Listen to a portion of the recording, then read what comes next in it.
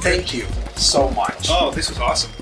Listen, you guys are the guys. You had Gary V, Tim Hudak, and Britt, one of my favorites. You get everybody on here, and of course, Scott, Michael. Did you get Michael? I haven't seen the Michael one. We have this guy coming on tomorrow.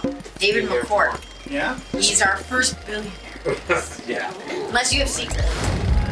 REC Experience presents Real Estate, Entrepreneurship, Leadership with your host, Jas Takhar.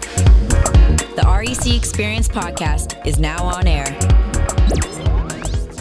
Hey. Thanks for being in the REC Experience. I'm your host, Jas Takhar, with your girl, Laura Elto Stewart. Hey, Jazzy, what's up? I'm good.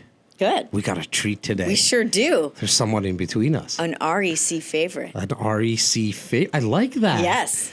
And the real reason I'm so excited about this is because it's a real story segment. And I think from the feedback from you guys who are watching and anyone listening while you're taking your dad for a walk. I've been saying that recently. It's really your dog for a walk. I guess if you're taking your dad for a walk, great. When he gets older, you might be taking your dad for a walk. You know what I'm saying? Take note, Sammy. Take your dad for a walk eventually. Take your dad for a walk, Sammy. Or on the treadmill, or driving a car. You've always told us that you want us to do more episodes of real first-time home buyers, sellers, investors, and or entrepreneurs that are going through the process, right? And we got a treat. Mr. Stephen McDonald, how are you doing? I am doing fine, and I've never been called a treat before, so this is a first for me. A tall drink of water. Oh, boy. Alto, you're coming out with the goods today. What can I say? Is it hot in here? Yeah. Well, we cannot start and move forward without giving a huge shout out to Irene, who I know she just does so much for what you guys are up to. So shout out to you, Irene. You're not here today. We love you. Another shout out to your beautiful, beautiful daughter, Samantha. How you doing, Sam? Hey, how's it going? You good? So, how are you been? I've been doing great, and you're right. Irene is my better half, and Samantha will back that up. She is the better half of us, but and the better looking half Husbands, too. listen absolutely up, better be looking here. half. This is what we're supposed to be saying about our wives. So I covered that. I'm good now. Okay, good. Okay, That check. was part of the checklist. Yeah, Good. there we go. Good. Yeah, I don't have She to. left notes on your pillow this morning. That's right. before I don't you have left, to. all I don't the have to. things I don't have to say. sleep in the doghouse tonight with the dog, who's very noisy, by the way, and doesn't appreciate me like sleeping. Yeah. Anyway. Yeah. I love it. You just finished writing a book. That's what we're going to be talking a little bit about today. It's called The Warrior Investor. I love the title. Thank you for all the service that you've given and done for the country. So thank you so much for that. Thank you for recognizing that. I have a feeling that had a lot to do with the title as well. It absolutely did. You're not only a warrior, but you are a real estate Right. investor. What made you think about writing a book? Okay, well, I'm an accidental author. Okay. So there's a bit of a story to Most how are. the book Most are. started. So true. Yeah. So I'm sure you're aware that there's several publishers that have these deals where it's like, hey, come and write a book. I'll help you write a book, and here's the package, and it costs whatever it costs. And so we were presented with one of these things at one of these real estate seminars, and this guy said, come write a book. And I thought, well, I don't think I want to write a book, but I know Samantha's sister, Rebecca, is a... Shout out, Rebecca. There you go, Rebecca. That's for you. Is a budding comedian. And I thought this would be a perfect way for her to brand herself as a comedian. So I thought, I'm going to get the package and then, give it to Rebecca and let her write a book. Okay. And I thought it'd be great. So at first she was very excited, and then the excitement kind of waned, and then she decided, I really don't want to do this, Dad. Not for me. It's like, okay, so now I had a book package. So what am I going to do? I had no intention of writing a book. So what am I going to write a book about? Defaulted into it. It's right. I said I'm an accidental author. That's more accidental than I thought. my second book is going to be called The Accidental Author. I love it. Anyway, I love it. What can readers expect from this book? Well, it's got the two things that I know about, Okay. which is the military, Yep. my experiences in the military, and what I know about real estate investing. And I've only been a real estate investor for 4 years since I joined Keyspire. Mm-hmm. And in fact, the first deal that I did with you. Mm-hmm. Thank you Actually, for that. And then the Thank second you. deal I did was with Laura. Yeah. So yeah. That was, and to be honest, that you didn't know this at the time, but that was probably one of the first deals I did. No, I was overwatching everything in the back end to make sure that we were protected. But you were able to walk Stephen and Irene throughout the whole process because it was a pre-construction condo that we did. That wasn't No, Laura's. that The was first one was a student pre-construction housing. condo. Yes. The second Yeah. was a student housing. Was a student housing, yeah. Which everything was pre-negotiated. Mm-hmm. And Laura, obviously as our director of sales and marketing, she was able to walk you through kind of the due diligence period into making the introductions to the lawyers. And for student housing, it can be quite a long process. And so it was we were working on multiple opportunities at that time, and it was a great experience for me. And you guys made it such a pleasure, and pretty much I was like, that's what I want to do. I want to help investors. I loved the process. So And I then you appreciate became an what investor too. Yeah. I So learned you a lot actually actually through inspired you me. guys. Oh, wow, for there sure. you go. Yeah. I'm glad we It started inspired way you. before the book. Well, Right? that's just the thing is what you did there in terms of you basically took new investors who want to be real estate investors but aren't sure of the process because we weren't. We'd taken the training, but it was like we wanted to take baby steps. So this was perfect because it was like we're going to walk you through the process. Yep. And it was ideal. So this, I think, is probably the best way for any investors to go through is have somebody like a realtor like you guys. You go through the process. It's like I don't know really exactly what I'm doing, but you set up. Here's a mortgage broker. Here's a property inspector. Here's an insurance guy. Mm-hmm. You bring that value, and it's like, oh, so those are the things I need. So then the next project that they do, I need a mortgage broker, I need a lawyer, I need a property inspector, I need insurance. Right. So it gets them started, and then investors start to have confidence, and that's how it And that's worked what's for really us. all about, the confidence. And you essentially, when you start, you don't know what you don't know. You don't Right. even know the right questions to ask, where to begin, who do I need on my team. So I'm glad we were able to Yeah. provide all that. Yeah. So before you became an investor, you mentioned you're in the military. I want to talk a little bit about that, Stephen. And if you can, what you mentioned is the two things that are in this book are the two things that you know really well. Yes. Is being in the military and being an investor. What's some tips? Like tell us, like what did you do in the military? I want to know how long you were in the military. I know Irene was with you as well. Right. And then we'll kind of talk more about your investing a little later. Okay, well, the coolest story about being in the military is that's actually where Irene and I met during our basic training. That's where we met, and then we got married after that. Love at first sight. So that's a really cool story. And then, of course, after that, Sam and Becca came along. Becca and Sam, sorry. Yeah. Let's not go down that Okay, road well, today. that's another story. That's for the second book. Now with Samantha in the room. Yeah, We'll yeah. have her up Yeah, next time. it's like, oh, gee, my dad, really? Yeah. So we met in the military. I was at the time an armored officer, Okay. or I was becoming an armored officer. Irene was actually at that time she was an Air Force officer. She later changed trades to become an Army logistics officer, an Army finance officer. Okay. And I eventually changed trades and I became an Army logistics officer as well. I became a transportation and supply officer. So what does that mean? Like, so what's some of the duties that you'd be taking care of? Like all things logistics, or?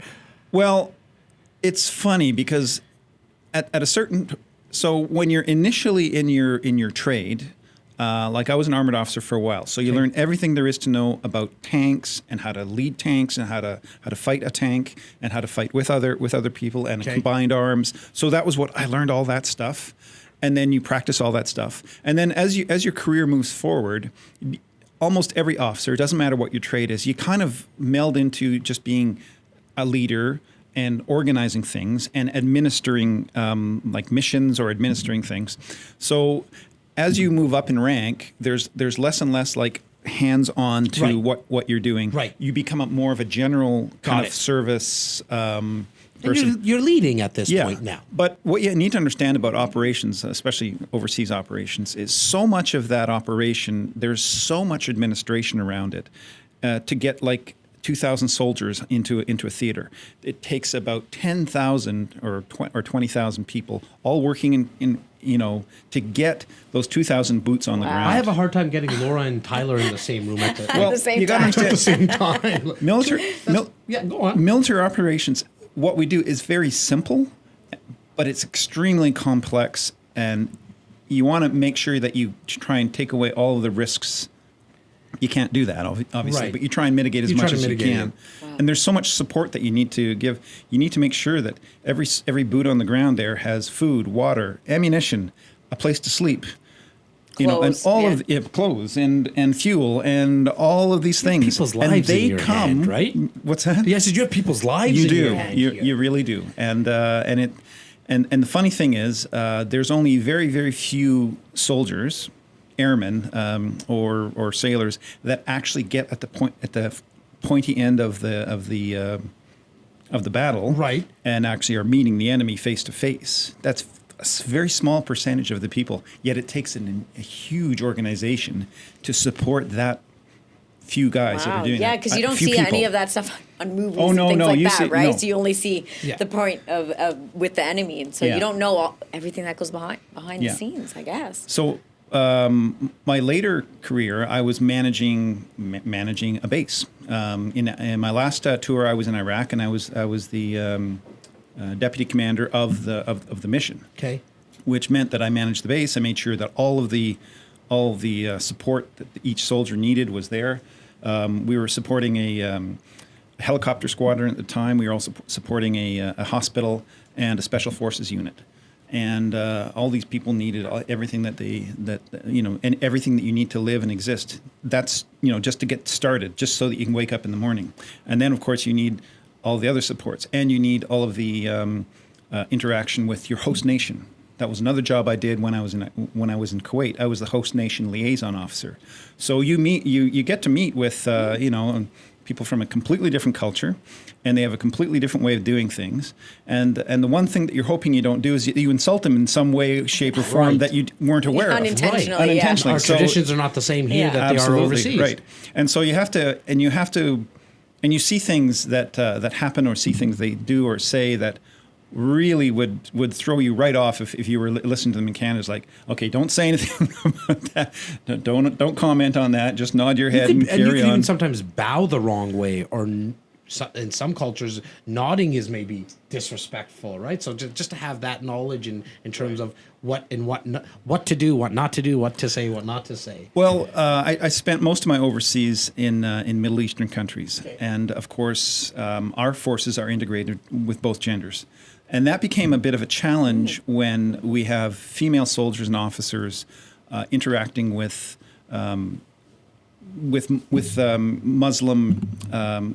Muslim culture. Okay. Because to us, there's no difference. Yes. Women, men, Sure. equal. For sure. Have equal responsibilities. Yep. Completely different over there. Yeah. There's a very big gender divide, and what a woman can do. Even and, going to school that's just starting to open up Right. now, right? So it was when we had women in positions of authority, sometimes it was difficult for the people on the other side. Yeah, and you're working together, Yeah, so but you- it probably didn't feel like it all the time, right? Right. Or I'm sure women that were there on behalf of Canada didn't feel sure. like it all the time. feel the respect. but they Yeah. were aware that there was these cultural differences. Yeah. So they were the Right. ones that had to make accommodation and make it easier for these guys to understand. Okay, I'm not like the women that you're used to here, but when I say that we need this done, we really need this done, and I Right. have to get it done. I've known you for a long time, and there's definitely two things that I really want to touch on with your experience in the military. One is preparation, the importance of it, and then two, I want you to speak about. I know you've come across like officers in front of you that were fearful, and you've probably felt fear and how you got over that. So talk to me about the importance of preparation and what you did, and maybe what you saw others do that didn't go well for them. The key is preparation. That's what makes Western military so good, is that they are so well prepared. And that's why I mentioned there's so many people involved. It's the preparation that has to, everything has to be prepared. Because when they say no plan survives first contact with the enemy, but it's even... Sorry, say that again. I want to make sure our guys caught it. No plan survives first contact with the enemy. Okay. Now, that doesn't mean that you actually are hitting the enemy, but anytime you come across the first time there's something that's out of joint, well, now you have to adjust to that. Now you have to make a plan to go around that, or you now have to make a plan to say, I don't have that anymore, so I need to make sure that I have something that works just as well as whatever that is, so that we can continue on. So is it like plan A, plan B, plan Yes, C, there's plan D? plan A, plan B, tangent plan A, tangent plan B. So it's really just a so great life planning is lesson. just like incredibly important, and you know that you can't have just one plan, because if you stick to one plan and you don't have a plan B or a plan C or a plan H, then when you're hit with whatever that input is that says, okay, I'm just going to throw a little wrench in here and see how you react to it. So it's like, okay, well, I'll just figure it out. It's an attitude. You Right. really develop an attitude of expect the unexpected. I love it. And when you get the unexpected, learn how to fix that or learn how to work around that, but don't be defeated by it. Okay. Because if you're defeated by it, you're defeated.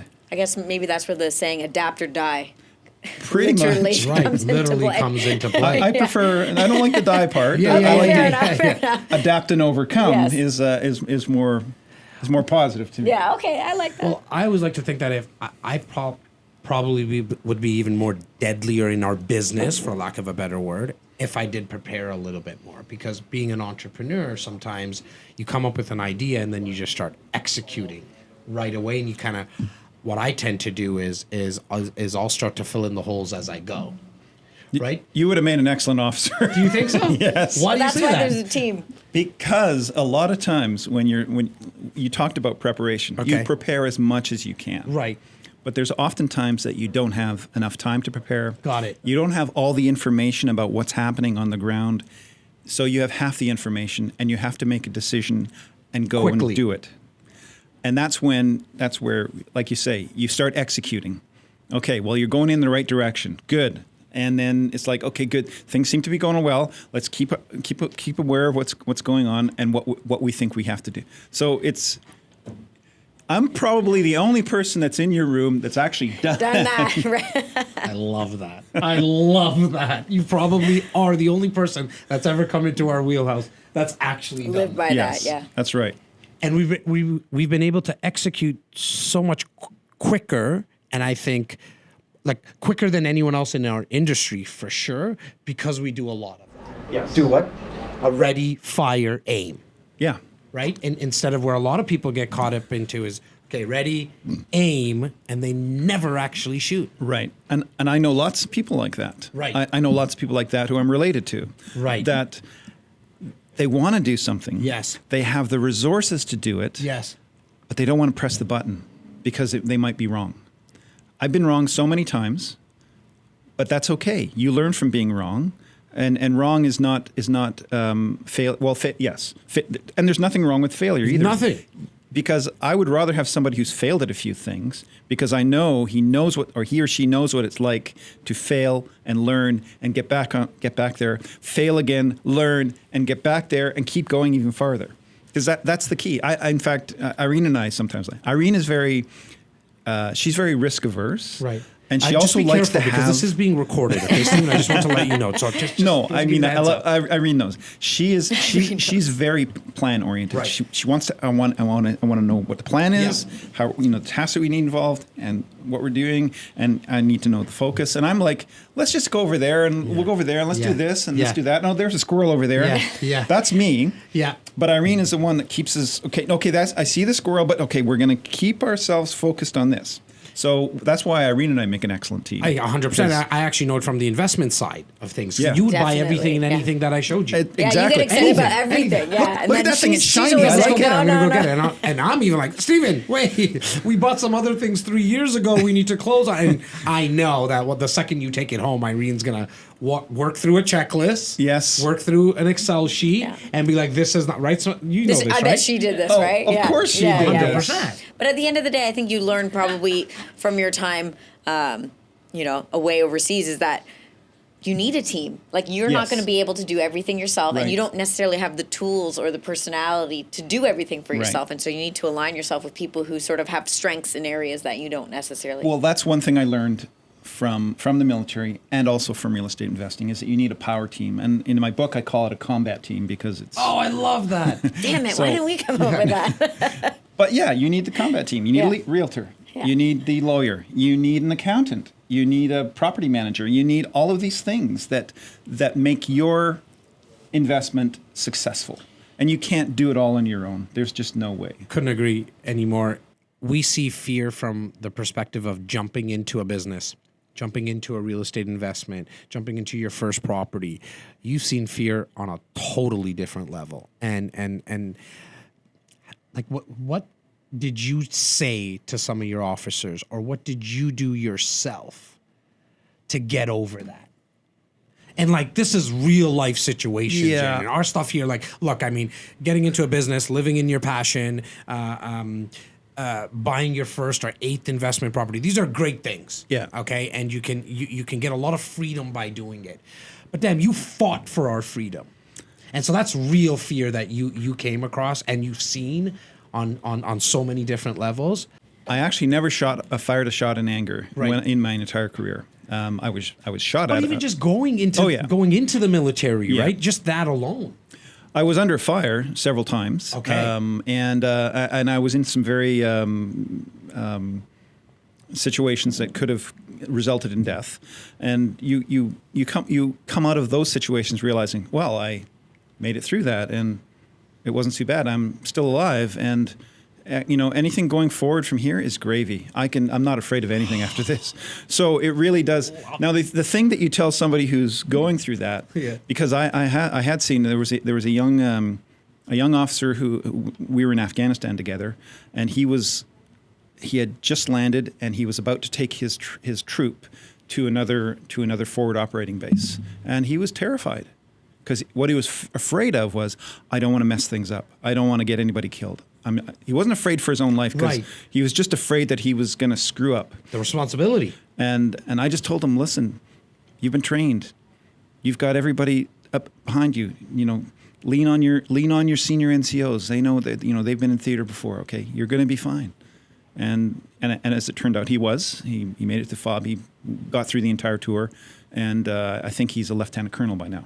Amazing. Yeah. So everything works out. Right. And people are afraid. Fear is a normal human response. And a couple of times I've experienced fear, but one was the very first night I landed in Afghanistan. And this is crazy, because I'll tell you later why it's crazy. We landed in Afghanistan. Everything's going well. It's very surreal. There's dust everywhere. It smells really funny. And okay, it's like we were just unloading our airplane and getting our stuff and going to where we're supposed to be sleeping. And all of a sudden I hear, it's a round coming in. It's actually a rocket coming in. And it's like, oh, what's that sound? And then suddenly everybody hits the ground. At least the people that were in theater that knew what it was, they all hit the ground. We're all going, oh, well, I wonder what we should be doing. Anyway, so a rocket had come in, and it landed about 200 meters away, and it made a big thump. And it was like, oh, wow. First night? First night in? This is the first night in. Okay, after that, nothing. Like we had air raid warnings, and we would occasionally hear a thump, thump, thump where rockets would come in, but nothing that close until the very last day that I was there. And I was on, and by this time I wasn't even afraid of the rocket alarms, because you got some experience already. Well, no, with it wasn't that. It was just that, man, if it's going to happen, it's going to happen. Got it. I'm not. I can't really do anything about it. Do you know you're leaving that day? Oh That's yeah, your last- I knew okay. I was leaving. So in fact, we were on the people that were leaving were on parade. We were being presented our medal for the tour by our commanding officer. So we're all standing at attention. There's about 10 of us, and the commanding officer comes and pins a medal. Good job, Steve. Thank you. And then he moves to the next guy. And beside him was the adjutant, another captain. I was a captain at the time. Another adjutant. And so then I hear the same sound. It's like, whew. This time it's really close. It's like, and I knew exactly what to do. So I hit the ground. Unfortunately for the adjutant who was in front of me, I took him with me. Right. So wham! I'm in all of my gear. I'm a little less than I am now. I'm 230 pounds though at that time. Right. I'm a little bit more now, but 230 pounds and about 20 pounds of equipment. Right. Wham! Right on top of him. And then the round hit. It hit on the other side of a blast wall that we had. It was about 50 to 100 meters away. Okay. But we could feel the rocks and the gravel showering us, and that was about as close as it ever got for me. So then, we figure it's all clear. I get up, I'm dusting myself off, and I see the adjutant on the ground. He's rolling around. Oh, Jesus. Well, had it been closer, he would have been thankful. I know. And what I was saying is, I said, dude, I just saved your life. Yeah. Oh, shut up. Nothing happened. Yeah. But, Thank you again yeah. for serving, and Yes. to all of our armed forces. Thank you so much. I mean, we can't say it enough. And I know, Laura, you're like, this hits home. Like, I mean, what do you have to say to our armed forces? And I want to give you the mic as well. Well, I mean, I guess I'll just take the time to say I'm born and raised in this country, and I'm a very, very proud Canadian. And Remembrance Day, it always comes up again, but we should definitely think about it Every throughout day. the year, every day, and how lucky we are. Really, how lucky we are. And there are people who spend their time, their careers, and risk their lives, really, to let us do this, to do Yeah. whatever we want to do. So thank you. Thank you, Laura. And I want that resonates for me because I think of your grandmother, who was in Holland at Yes, the time during yeah. the war, and who was liberated by the Canadians. Yes. And I think Shout of out that, Oma. Yeah, to Oma. Yeah. Shout Oma. But I know that she was very, very Oh, thankful yeah. for the Canadians for what they did. My grandmother talks about it all the time. How Right. that's why she moved here. I mean, Yeah. she lived not very well throughout the entirety of the war, and starving and under German rule, and it was terrible for her. And she has nightmares about it to this day. She talks about it like as if it was yesterday. And Yeah. so she just has so much respect and gratitude to Canadians Yeah. specifically for freeing her. Right. But that's what drives us, is that we think we're doing good in the world. Well, you and, did. And we did, and You we do, and people are thankful for it. But sometimes it's funny because I feel like when people thank me for their service, I just feel like, but I really didn't do a lot. There's guys that did so much more than me, and they really deserve your thanks. But I'm starting to learn to accept the thanks. It's like, you did something, you were out there, you did a really important job. It didn't Yes. seem like it at the time, but it was. Like you said, it takes that whole team. It takes does. everybody, right? Yeah. So you get up off the officer and you come back to Canada now. Yeah. And what makes you think I'm going to start investing in real estate? Well, I started with Keyspire before my military career ended. In fact, I started with Keyspire. We bought the condo. Yep.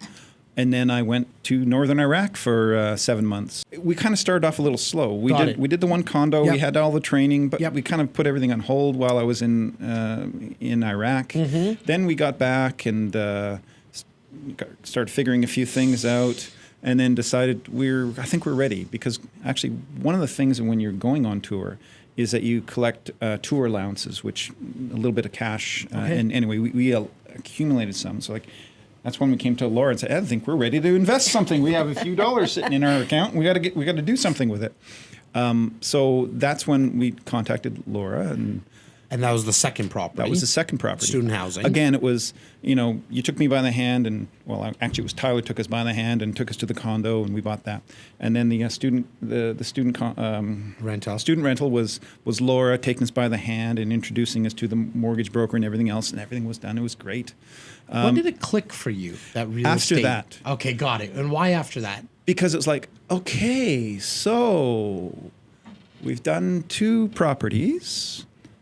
Okay, I'm starting to understand this, and then putting together. I think we're ready, maybe, to try and do do something on our own. Right. So then we started looking in our area, and it's like, wow, it's pretty expensive to buy realty Real estate in the GTA. Yeah. And it's very hard to get it to cash flow. So we started looking around the country. We looked everywhere. And I looked in New Brunswick. I looked in Alberta. I looked in Saskatchewan. I looked in northern Ontario. And then we kind of landed on Windsor, Ontario. Right. And we started looking there. I was like, oh, there looks like there's some pretty good value there. And the most important thing was the barriers to entry were much lower. Yes. So you can buy property much lower, and you don't need a huge down payment like Right. you would in the GTA. And so when you say barrier of entry, that's what you're talking That's about, what I'm which is talking the about. down payment. I just want to make sure Yeah. our viewers and listeners caught that, is the 20% down that you need to put as an investor. It's just going to be a lot less because the 20% is based on the purchase price. Right. So what was, if you don't mind sharing, the purchase price at the first home that you bought in Windsor? In Windsor, we negotiated it down to $175,000. So at 175,000 for a triplex. That's amazing. It was. And so when you go 20% down on that, you were looking at approximately, I think you put down about $36,000 to right around on the 20% down. Yeah. So now you got a property, you invested into a property with $36,000 plus your closing costs. So let's call it $45,000 for argument's sake. And you bought a property that was already rented, or you needed to rent it out yourself? This one had two rentals in there. But before I go into that, Yeah. we didn't put $36,000 of our money down. We actually used all debt to finance this thing. Oh, I love I want you to elaborate on that. So Okay. what do you mean by all debt? So Because there's going to be a lot of people that just went right over their head. So what do you mean? What do you mean by that? Where did the money come from? and this is the most important thing to understand in real estate investing, okay, is debt and leverage are what is going to make your portfolio grow. So how do you get money? There is money. Most people have money available to them, and they're sitting in it. Yeah. It's their house. Yeah. So we Not underneath their couch, no. like sitting on it, but in their house in terms of equity. Right. Continue. So we refinanced our house and pulled out a large amount of home equity line of credit, HELOC. So you went to the bank, or did you speak with a broker? In this case, we went to a broker Okay, because great. we had done other properties before just with the bank. But the training that we got from Keyspire, Yep. and we've taken some other training as well. Yep. But it says go and use a mortgage broker. Yes. Okay, so that's what we did. Yep. In fact, you were the one that brought us to that mortgage broker.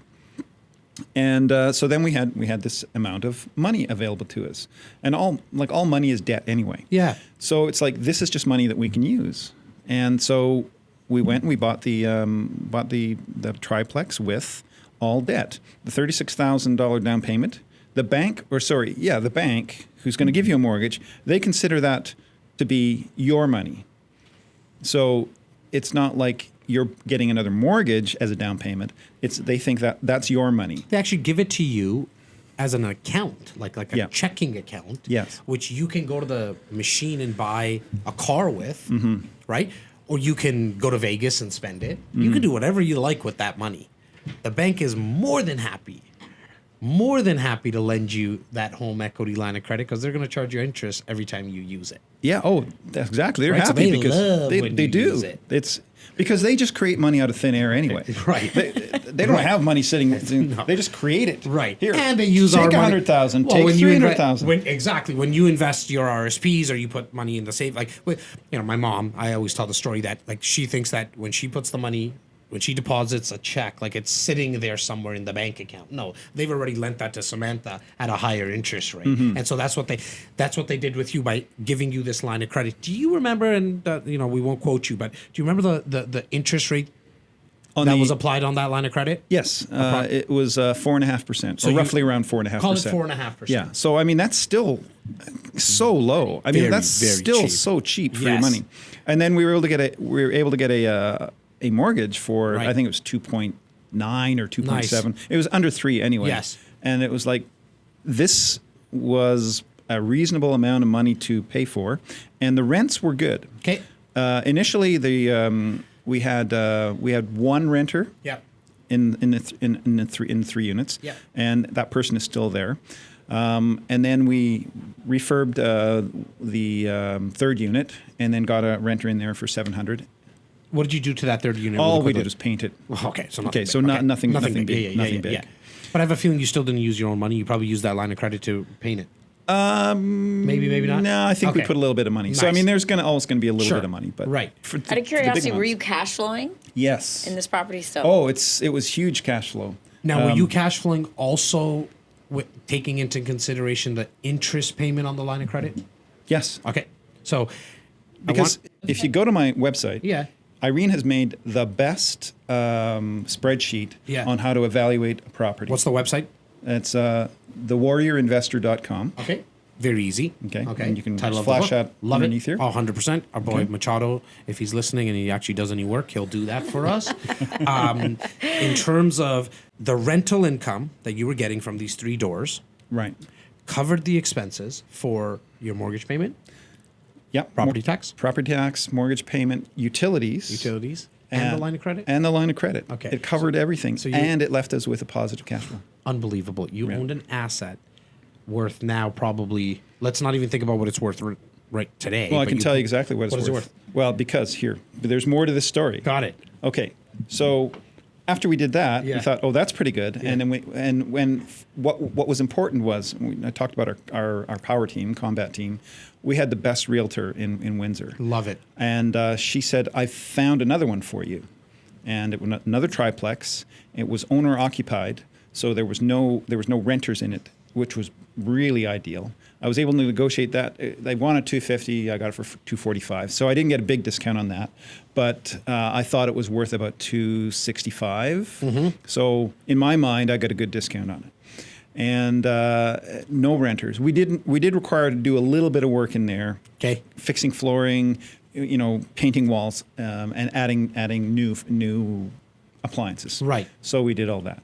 So we got that one about a month after we got the first triplex. We put renters in there, and it was cash flowing huge on that one. Altogether, once we got all the renters in those 2 properties, we figured it would cash flow about $25,000 a year.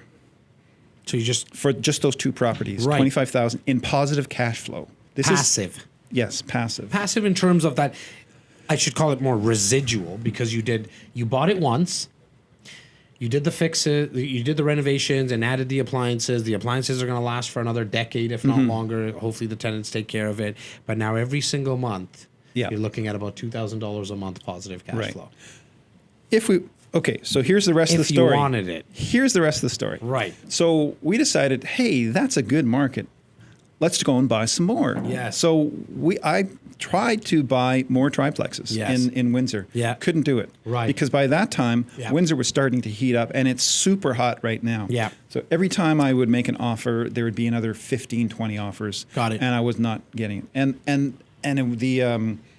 the above the price above whatever they asked for Yep. was huge. Yeah, it's different, right? If you're competing against end users, like if myself and my wife want to go live in that area, we're going to outbid you because we have emotion tied to it, because we see, we're going to grow our family here. Our kids are going to be in the backyard. Literally, when we're in the kitchen, we're envisioning our kids playing in the backyard. If I pay an extra $30,000, $40,000, $50,000, it's not going to really affect me because I have emotion to this. Whereas Yeah. an investor, you can't do that because Yeah, then you the gotta numbers stop get in thrown the off. You gotta negotiations stop once it doesn't make somewhere, sense right? So anymore. Right. definitely gets tougher when when an area starts to pick up like that and it's on its upswing, and you start competing against people that actually want to live in the area and they think of this as a 25-year play. It's hard as an investor to obviously compete. Right. So I recognized that this was a feeding frenzy. It was Got a it. frenzy. Yeah. It was a buying frenzy. Yep. And it was going to be very, very difficult to buy any new properties. And we had 2 properties sitting there, and it's like, you know what? If there's a frenzy going on right now, maybe now is the time to sell. And we had some issues with our property manager, which I won't get into, but we That's we part of thought it was Yep. it was the best idea Got it. to sell, and I'll tell you, it was a great idea to sell. Okay. So we sold the first triplex we bought for $175. Yep. And we sold it for $385. Nice. 200K. So, right. So we made 210,000 110 on that one. Yeah. And then we sold the other one we bought for $245. We sold that for $340. Okay. $340. So we made $95,000. So altogether we made like $205,000 for something that we held for just over a year, in which we didn't pay anything for. So we created $200,000 just in that sale, $200,000 of actual money. And then what we did with that was we went and bought 2 properties in Edmonton for just under $1 million combined. Right. So in the space of 2 years, we took somebody else's money. Yeah. We created $200,000. and we leveraged that into $1 million. Which is still not your money, but you're still playing Right. with the market's money. And that's a great thing. It's amazing. It's the best. Like, exactly. it really is. Now, obviously, with your experience being in the military and just having the experience with dealing with taking action, Yes. you weren't scared to go into an area like Windsor, and before that, checking areas out in Northern Ontario and, Right. and all the other places you mentioned, and then to say, you know what, we're here in Toronto, but I'm still going to go invest in Edmonton. Well, Right? that's Like, you talk about. takes, Yes. It takes courage to do that. I think courage is too much of a word, but Sure. yeah, there was a little bit of concern. I would Yes. say. I mean, people are a little fearful of what they don't know, and there was a little bit of that. But at the end of the day, I would think there are people that are professionals that manage properties. Yes. I know I can pay them to do that Yes. for me. I don't have to be there to manage the property. I don't even have to be there to buy the property because there's realtors that if I can trust them, they can figure out. Yeah, this is a good deal. I think it's a good deal. You should buy it. Here's Okay, the good. numbers. Based on what you're telling me, I'm Yes. going to go forward. Yes. So you can, but you have to find these people that you can trust their judgment, Right. and that's where you do your due diligence. Yeah, that's kind of upfront, right? Yes, in the you need research to part. find these people, and I would say most realtors are good people like you and Laura. Most of them are. You run And we across. didn't pay him to say that, by the way, guys. No. I'm just saying. You still come and you've made your way back in your portfolio back into the GTA. Yes. What do you like about the GTA, and why do you do that? And you've had your family also invest back into the Greater Toronto Mm-hmm. area. What do you like about it, and why do you continuously invest into the Greater Toronto area? Because Toronto is the center of the universe. Oh, God. I mean, Oh gosh, Torontonians, Jazz calls it the sun all the time. Torontonians think Toronto is the center of the universe. Yes. And I wasn't born in Toronto. Yes. I've lived everywhere in Canada, but I grew up in Manitoba. Yes. And we used to derisively call you the center of the universe. Yes. But it is true. Okay. Toronto is the center of Canada. Yeah. It is the driving force. It's the engine of Canada. I call it the financial heartbeat of the country. It's all of that. Make If sure we get an anything is image on happening that. if anything is happening in Canada, it's happening based, centered around what's happening in Toronto. So and as far as owning an asset in Toronto, it's only going to increase in value, even though, I mean, we've been in a downturn. We were in a downturn that downturn lasted, what, a year? Year and a half? Yeah. not even that long, really. It didn't No, not really- even that long. Yeah. But traditionally, Yes. Toronto, year over year, your property is going to increase by 7% annually. That's pretty much, I would say, guaranteed, but it's guaranteed for the last 100 years. Yes. And some years it's going to be 17% Yeah. instead of 7. Some years it's going to be 1 or 2%, like Yeah. it was recently. Yeah. But overall, if you have that asset, it's going to increase by 7%. So we took the exact last 40 years. In 2019, I was saying 39, so I'm getting used to it in 2020 saying that 40 years of appreciation, it landed at 6.9% year over year. So you're bang on. right on. Yeah, and when you compare it to some of the outskirts areas where you might be finding a little bit more cash flow, and here in Toronto you can definitely get properties where your income is covering all of your expenses, but you're not $1,000 cash flow or Right. anything like that. But at the end of the day, you have this type of appreciation that's happening in the back end, right? Yeah, and you can get, if your cash flow can be neutral and you can cover your expenses, then you're golden because you're going to pick it up on the market appreciation. Well, look, and I'll even add to that. I've been saying a lot lately that even if you're in the Greater Toronto area and your cash flow is slightly negative, okay, where if you're working full time and you have income coming in through another vehicle like work, and you can handle $150, $200 a month negative cash flow, I want you to think about that. If us three after this podcast right now went downstairs at Shops at Don Mills and had lunch and had a drink, a bevy, okay, Or two. or two, I like where you're going with this. I know, okay, we would easily spend close to $200.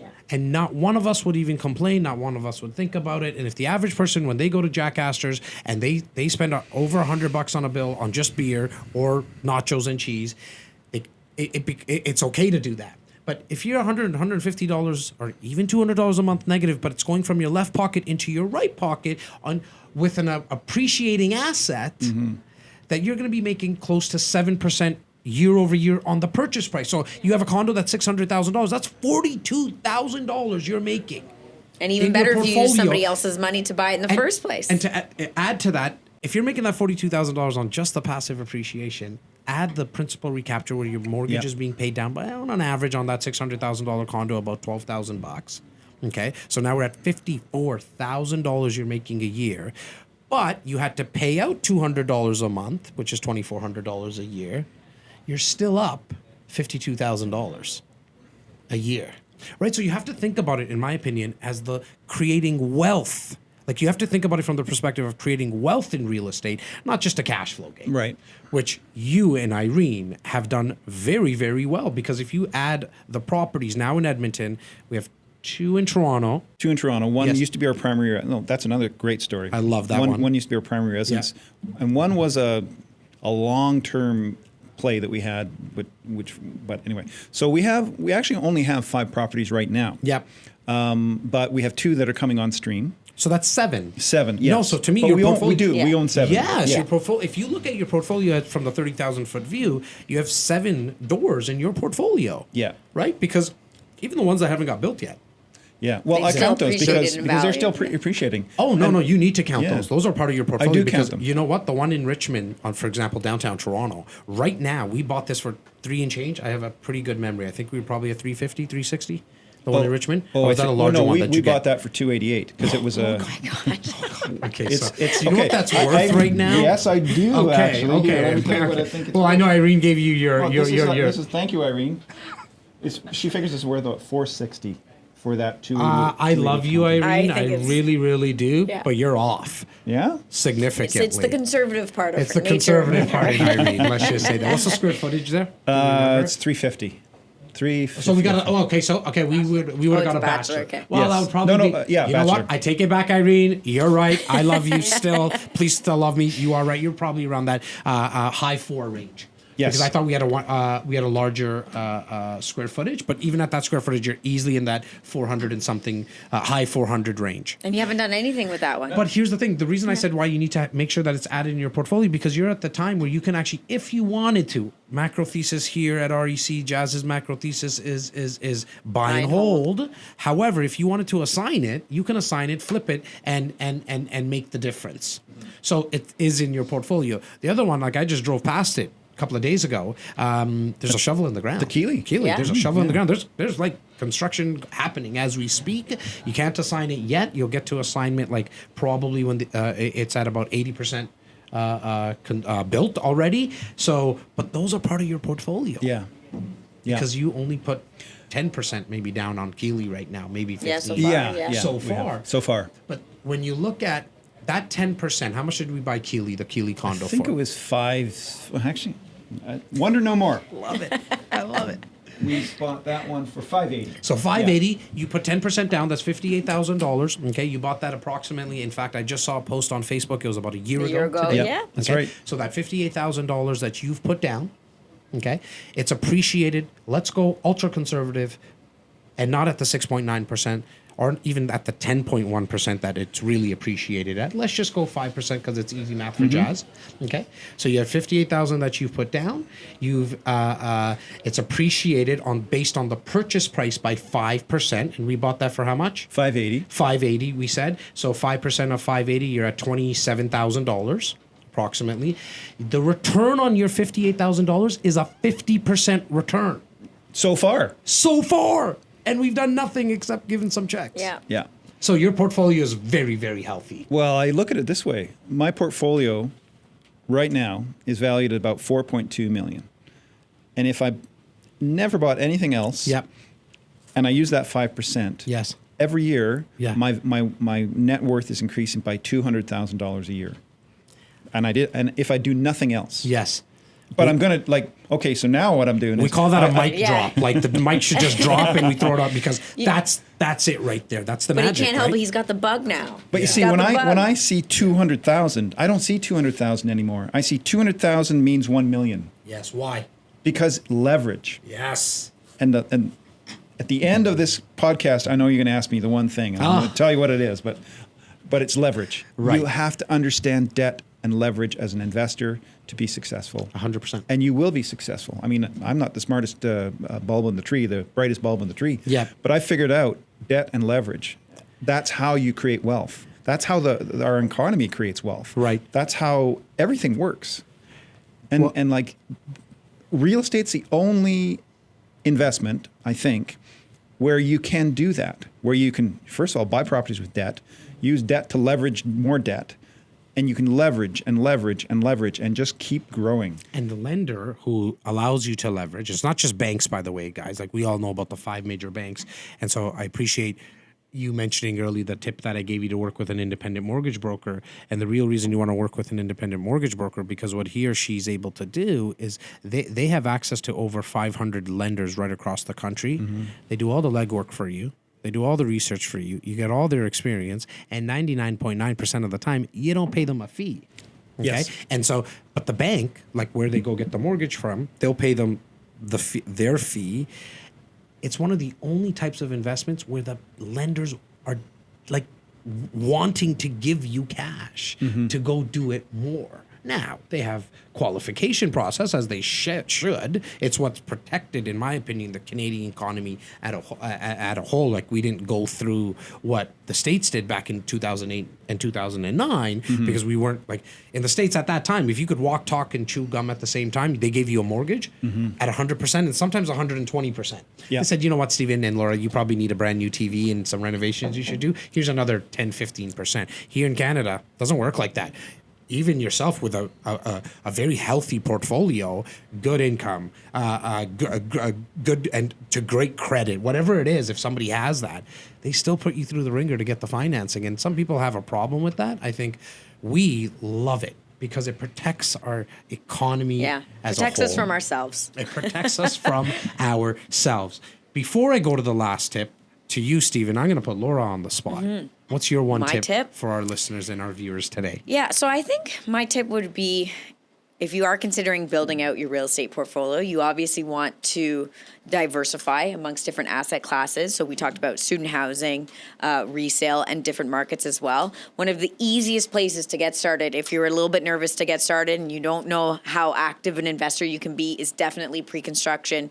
As we've discussed here, you literally write some checks and the market does its thing for you. But when you're doing that, definitely make sure that you're purchasing in an area where the passive appreciation is great. So location. Every time. Mr. Stephen McDonald, thank you for what you've done today and shared your story. What's your one tip that you're going to leave my viewers and listeners with?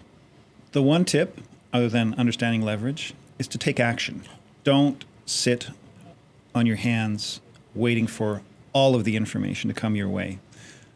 Do your analysis, get a good feel for it, and then take the action. My tip for you today, to my viewers and listeners, is if you have someone in your life or you know somebody that has done given their time and or effort to serve for our country, please thank them today. In any manner that you can. It could be a text, it could be a phone call, it could be a handwritten note. Because as you can see, we are able to do things like a podcast that we take very seriously, but at the end of the day, it's not that big of a deal. And it's because of men and women like Stephen and Irene that we're able to sit here and do this. So please thank by calling, texting, or emailing someone that you know that has served and given their service to our country. Laura, Stephen, thank you so much for your time today. Thank you, Jas. Appreciate it. This has been the REC Experience Podcast with Jas Takhar, an REC Canada production. Hey guys, thanks so much for watching and listening. Please take a second right now to subscribe and follow us on whatever podcast platform you're watching or listening. It means the world to me. Thank you.